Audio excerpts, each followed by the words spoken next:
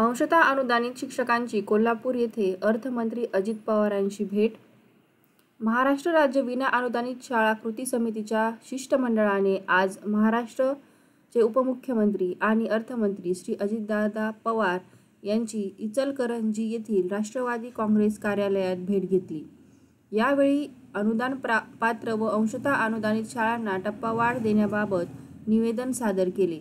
या मागणीवर प्रतिसाद देताना अर्थमंत्री श्री अजितदादा पवार यांनी अनुदान पात्र आणि अंशतः अनुदानित शाळांना टप्पावाढ देण्याचा प्रस्ताव सध्या विचाराधीन असल्याचे स्पष्ट केले.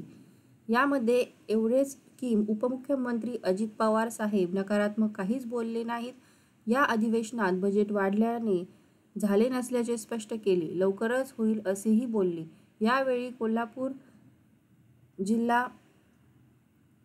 कोल्हापूर जिल्ह्याच्या कृती समितीचे पदाधिकारी उपस्थित होते.